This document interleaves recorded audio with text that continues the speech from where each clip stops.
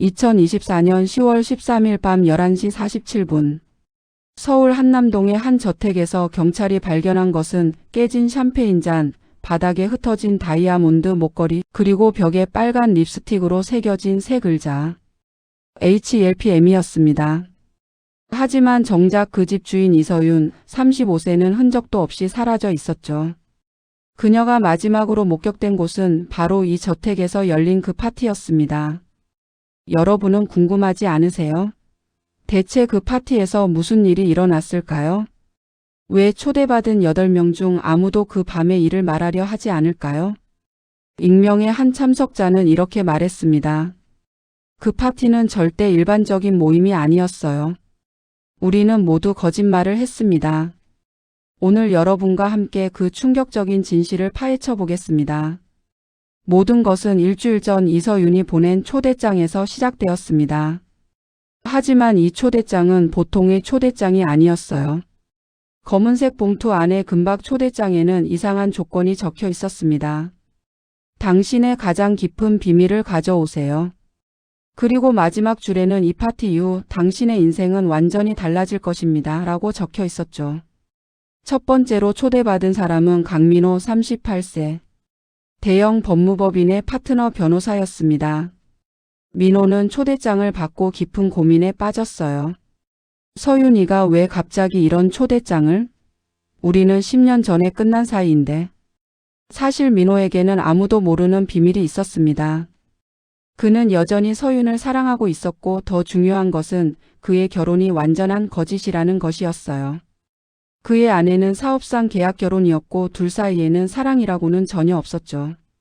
두 번째 초대받은 사람은 박지영 32세. 서울 강남의 유명 갤러리 관장이었습니다. 겉으로는 완벽해 보이는 커리어 우먼이었지만 그녀에게도 치명적인 약점이 있었어요. 지영은 초대장을 보며 술을 마시며 혼잣말을 했습니다. 서윤 언니. 설마 그때 이를 알고 있는 건 아니겠지? 지영의 비밀은 2년 전 서윤의 남자친구와 벌인 불륜이었습니다. 그리고 그 남자친구는 지금도 지영과 비밀스러운 관계를 유지하고 있었어요. 세 번째로 초대받은 사람은 바로 그 남자 최현우 34세. 서윤의 전 남자친구이자 현재 지영의 비밀 연인이었죠. 현우는 초대장을 받는 순간 식은땀이 났습니다. 서윤이 자신과 지영의 관계를 알고 있다면? 네 번째는 김태준 40세. 서윤의 대학 선배이자 현재 국회의원이었습니다. 그는 정치적 야망이 컸지만 과거 서윤과의 관계에서 저질러진 일 때문에 늘 불안했어요. 대학 시절 그가 서윤에게 한 일은 지금 밝혀진다면 그의 정치 생명을 끝낼 수 있는 치명적인 것이었죠. 다섯 번째는 한소미 29세. 서윤의 후배이자 구독자 200만 명의 유명 인플루언서였습니다. 하지만 소미의 완벽해 보이는 SNS 뒤에는 서윤만이 알고 있는 어두운 과거가 숨어 있었어요. 여섯 번째는 이동혁 45세. 서윤의 삼촌이자 대기업 회장이었습니다. 그는 조카 서윤에게 특별한 감정을 품고 있었고 그 비정상적인 사랑은 가족들도 모르는 금기였죠. 일곱 번째는 윤미래 36세. 서윤의 절친이자 유명 심리상담사였습니다. 하지만 그녀는 서윤의 모든 비밀을 알고 있었고 그 비밀들을 이용해 자신만의 게임을 하고 있었어요. 마지막 여덟 번째는 서진우 33세. 서윤의 남동생이자 해외에서 돌아온 의사였습니다. 그에게는 가족들도 모르는 서윤과의 복잡한 과거가 있었죠. 이 8명 모두에게는 하나의 공통점이 있었습니다. 서윤과 관련된 치명적인 비밀을 가지고 있다는 것. 그리고 그 비밀이 밝혀진다면 각자의 인생이 완전히 파괴될 수 있다는 것이었어요. 10월 13일 저녁 7시. 한남동 저택에 하나둘 손님들이 도착하기 시작했습니다. 첫 번째로 도착한 것은 민호였어요. 그는 10년 만에 다시 보는 서윤의 집에서 옛 기억들이 되살아나는 것을 느꼈습니다. 현관에서 서윤이 그를 맞이했는데 그녀는 전혀 변하지 않았어요. 아니, 오히려 더 아름다워진 것 같았죠. 민호야, 정말 오랜만이네. 서윤의 목소리는 여전히 민호의 심장을 뛰게 만들었습니다. 두 번째로 도착한 지영은 서윤을 보는 순간 미묘한 긴장감을 느꼈어요. 언니 정말 오랜만이에요. 하지만 두 사람의 인사에는 보이지 않는 냉기가 흘렀습니다. 현우가 도착했을 때 상황은 더욱 복잡해졌어요. 그는 서윤과 지영 사이에서 어색한 미소를 지으며 인사했습니다. 세 사람 사이의 공기는 마치 폭탄이 터지기 직전처럼 팽팽했죠. 태중 국회의원이 도착했을 때는 분위기가 조금 바뀌었어요. 그는 정치인다운 사교적인 미소로 모든 사람들과 인사를 나눴지만 서윤을 바라보는 그의 눈빛에는 묘한 불안감이 스며 있었습니다. 소미는 평소처럼 밝은 에너지로 등장했지만 서윤을 마주한 순간 그녀의 표정이 순간적으로 굳었어요. 과연 서윤이 자신의 과거를 얼마나 알고 있을까? 동혁 회장이 도착했을 때 모든 사람들이 긴장했습니다. 그는 이 자리에서 가장 권력이 있는 사람이었고 동시에 서윤의 가족이기도 했으니까요. 하지만 그가 조카를 바라보는 눈빛은 일반적인 가족의 그것과는 달랐어요. 미래는 심리상 담사답게 차분하게 상황을 관찰하며 들어왔습니다. 그녀는 이미 이 모임의 진짜 목적을 알고 있는 듯 했어요. 마지막으로 진우가 도착했을 때 서윤의 표정이 미묘하게 변했습니다. 남매지만 그들 사이에는 다른 사람들이 모르는 복잡한 감정이 얽혀 있었어요. 8명이 모두 모인 거실. 서윤은 샴페인을 따르며 말했습니다. 여러분 오늘 이렇게 모여주셔서 감사해요. 사실 오늘 모임에는 특별한 목적이 있어요. 모든 사람들의 시선이 서윤에게 집중되었습니다. 우리는 모두 서로에 대해 비밀을 가지고 있죠. 오늘 밤 그 모든 비밀을 털어놓는 시간을 가져보려고 해요. 순간 거실이 조용해졌습니다. 8명의 얼굴에는 각각 다른 감정이 스쳐 지나갔어요. 두려움, 불안, 분노, 그리고 기대. 게임의 룰은 간단해요. 한 사람씩 돌아가면서 자신이 숨기고 있던 가장 큰 비밀을 털어놓는 거예요. 만약 거짓말을 하거나 숨긴다면. 서윤이 테이블 위에 봉투들을 가리켰습니다. 여기 있는 증거들이 세상에 공개될 거예요. 모든 사람들이 그 봉투들을 바라봤습니다. 각자의 이름이 적힌 8개의 봉투. 그 안에는 무엇이 들어 있을까요? 그럼 가장 연장자인 동혁 삼촌부터 시작할까요? 서윤의 목소리에는 차가운 결단이 담겨 있었습니다. 동혁 회장은 잠시 망설이다가 입을 열었습니다. 서윤아, 삼촌은 네가 18살 때부터 너를 여자로 봤다. 가족으로서가 아니라 한 명의 여성으로 말이야. 거실에 충격이 흘렀습니다. 하지만 이건 시작에 불과했어요.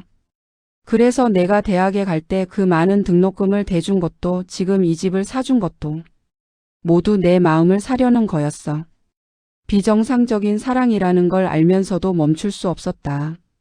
서윤은 덤덤하게 들었지만 다른 사람들은 경악을 금치 못했습니다. 다음은 태준 선배 차례네요.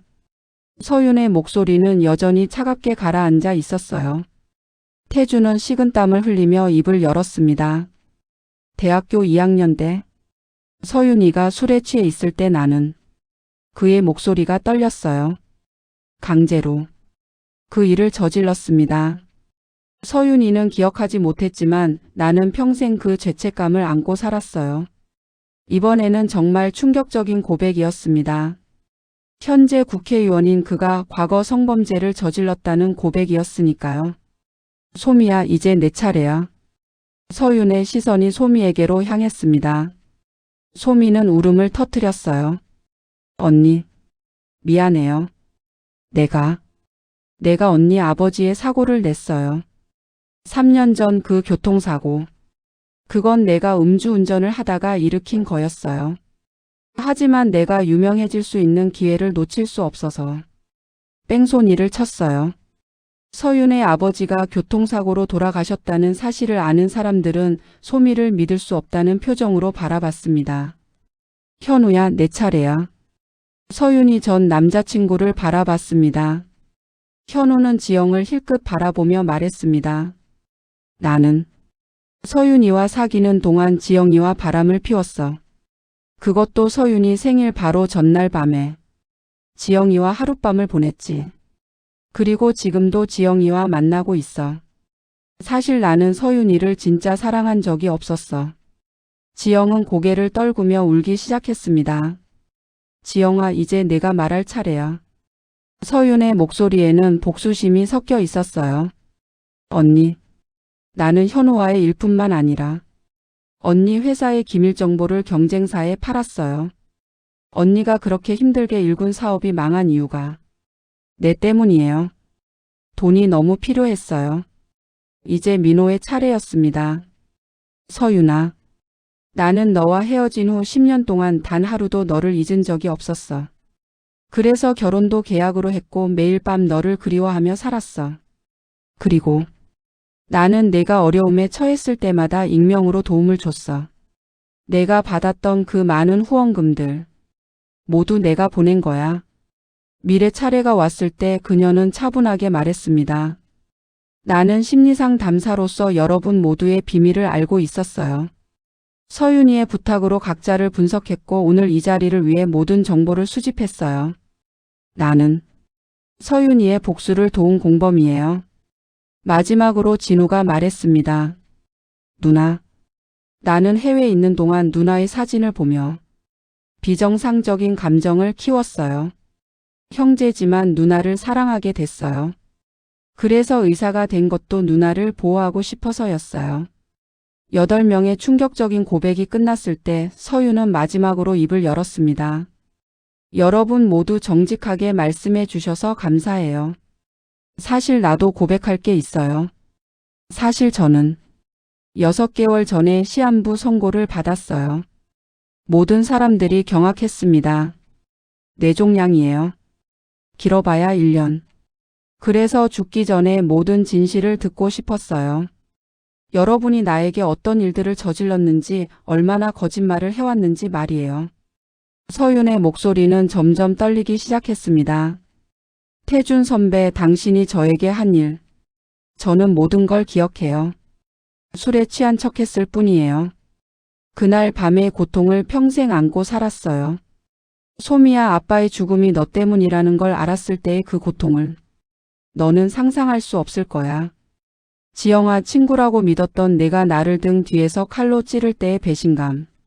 현우야, 내가 나를 사랑한다고 말하면서 다른 여자와 잠자리를 가졌을 때의 절망감. 동혁 삼촌, 가족이라고 믿었던 사람이 저를 그런 시선으로 봤다는 게 얼마나 역겨운지 알아요. 서윤은 눈물을 흘리며 계속했습니다. 하지만 가장 아픈 건 진우야, 내 동생까지 나를 그렇게 본다는 거였어. 그래서 준비했어요. 여러분 모두에게 받은 상처만큼 되돌려 주려고요. 서윤은 테이블 위에 봉투들을 하나씩 열기 시작했습니다. 동혁 삼촌, 이 사진들과 녹음 파일들 내일 모든 언론사에 보내질 거예요. 당신의 회사는 끝장날 거예요. 태준 선배, 당신의 과거 범죄 증거들 검찰에 전달될 예정이에요. 국회의원직은 물론이고 감옥에 가게 될 거예요. 소미야, 아빠 사고 현장의 CCTV 영상 경찰에 제출할 거야. 당신의 인플루언서 인생은 끝이야. 지영아, 산업기밀 유출 증거들. 현우야, 바람 피운 증거들. 모두 세상에 공개될 거야. 모든 사람들이 공포에 질린 표정으로 서윤을 바라봤습니다. 하지만 서윤이 갑자기 미소를 지었어요. 민호야, 너만은 달라.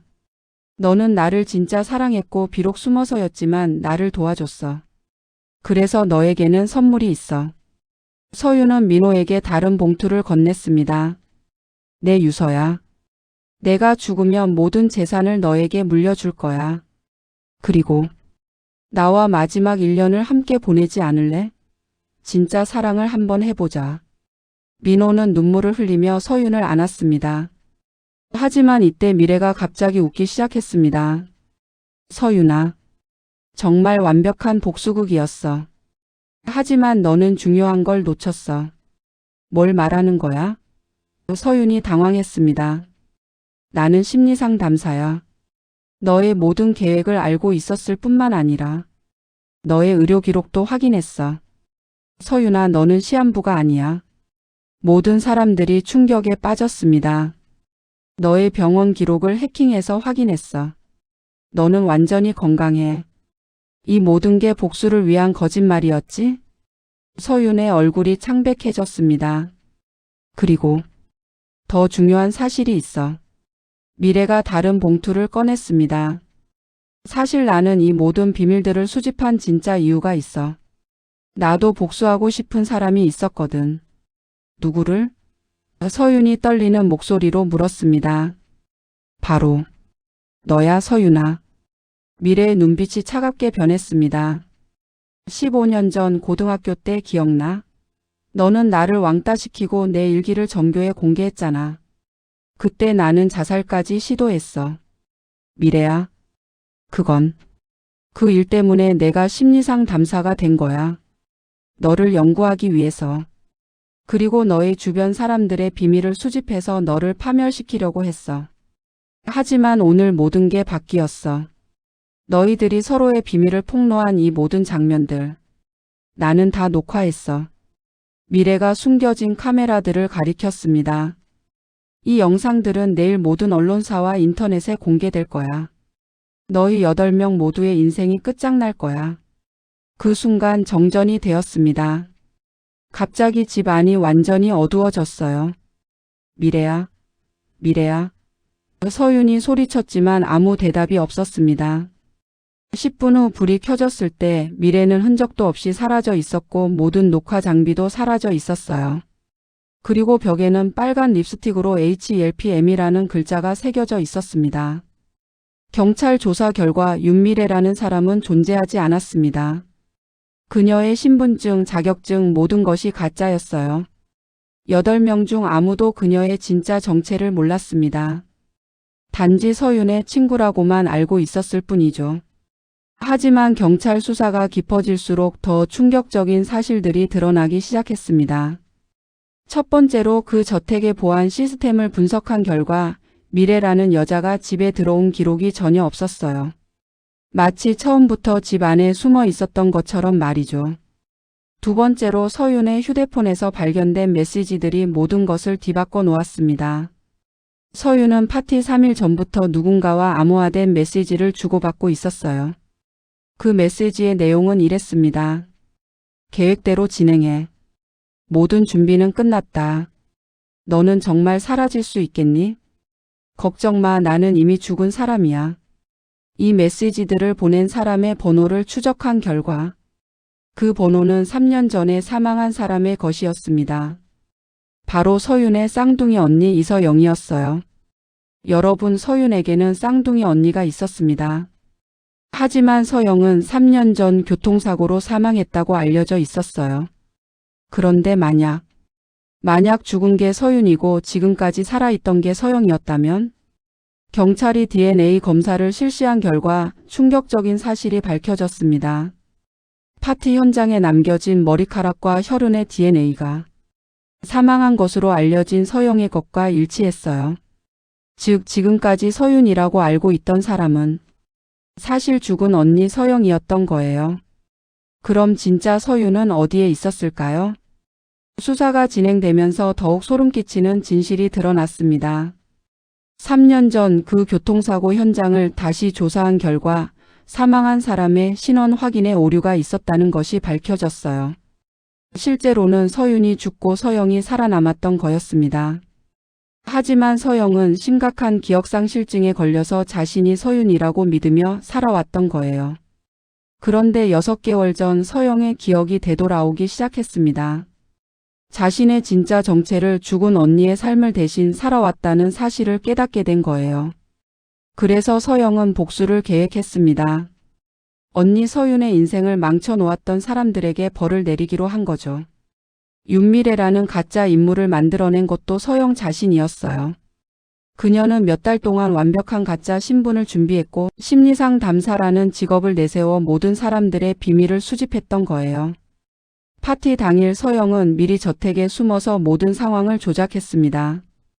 정전도 녹화 장비도 모든 것이 그녀의 계획이었어요. 그럼 HLPM이라는 메시지는 누가 남긴 걸까요? 놀랍게도 그것은 진짜 서윤의 유령이 아니라 서영이 자신의 죄책감을 표현한 것이었어요. 그녀는 언니의 삶을 살면서 느꼈던 고통과 혼란을 그렇게 표현한 거였죠. 하지만 여기서 끝이 아닙니다. 가장 충격적인 반전이 기다리고 있었어요. 경찰이 서영을 찾기 위해 수색을 벌이던 중 한강에서 한 여성의 시신이 발견되었습니다. 바로 서영이었어요. 부검 결과 서영은 파티 당일 밤 12시경에 사망한 것으로 추정되었습니다. 즉 파티가 끝난 직후에 스스로 목숨을 끊은 거예요. 그녀가 남긴 유서에는 이렇게 적혀 있었습니다. 언니의 삶을 살면서 너무 고통스러웠어요. 언니를 괴롭혔던 사람들을 벌주고 나니 이제 언니 곁으로 갈 시간인 것 같아요. 미안해요, 서윤 언니. 이제 진짜로 함께 쉴 수 있겠네요.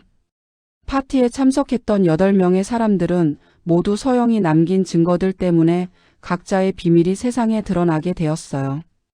동혁 회장은 성추행 혐의로 구속되었고 회사는 파산했습니다. 태중 국회의원은 과거 성범죄로 의원직을 박탈당하고 실형을 선고받았어요. 소민은 뺑소니 혐의로 기소되었고 인플루언서 활동은 완전히 중단되었습니다. 지영은 산업기밀 유출로 거액의 배상금을 물게 되었고 갤러리는 문을 닫았어요. 현우는 모든 불륜 사실이 공개되면서 사회적으로 매장되었습니다. 하지만 민호는 달랐어요. 서영이 남긴 마지막 편지에서 그에게만은 감사 인사를 전했고 실제로 서윤의 모든 재산을 상속받게 되었습니다. 진우는 자신의 비정상적인 감정이 공개되면서 의사직을 그만두고 외국으로 떠났어요. 이 모든 사건이 끝나고 나서 사람들은 궁금해했습니다. 과연 서영의 복수는 정당했을까요? 어떤 사람들은 그녀가 영웅이라고 말했어요. 악한 사람들을 벌한 정의의 사자라고요. 하지만 다른 사람들은 그녀가 또 다른 가해자였다고 주장했습니다. 복수는 또 다른 폭력이라고요. 여러분은 어떻게 생각하시나요? 한 가지 확실한 것은 그 비밀스러운 저녁 파티가 모든 사람들의 인생을 완전히 바꿔놓았다는 것입니다. 사랑과 욕망, 배신과 복수가 얽힌 그 밤의 이야기는 지금도 많은 사람들에게 회자되고 있어요. 과연 우리는 모두 숨기고 있는 비밀이 있을까요? 그리고 그 비밀들이 언젠가는 드러날 날이 올까요?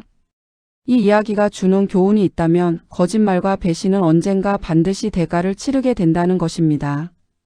여러분의 인생에는 어떤 비밀이 숨겨져 있나요? 혹시 언젠가 그 비밀 때문에 고통받을 날이 올까요? 댓글로 여러분의 생각을 들려주세요. 서영의 복수는 정당했을까요? 아니면 잘못된 것이었을까요? 그리고 만약 여러분이 그 파티에 초대받았다면 정직하게 자신의 비밀을 털어놓았을까요? 구독과 좋아요는 더 많은 흥미진진한 스토리를 만드는 데 큰 힘이 됩니다. 다음 영상에서는 또 어떤 충격적인 이야기로 여러분을 만나게 될지 기대해 주세요. 지금까지 긴 이야기 들어주셔서 감사했습니다. 더 많은 감동 스토리가 궁금하시다면 구독과 좋아요. 다음 영상에서 또 만나요.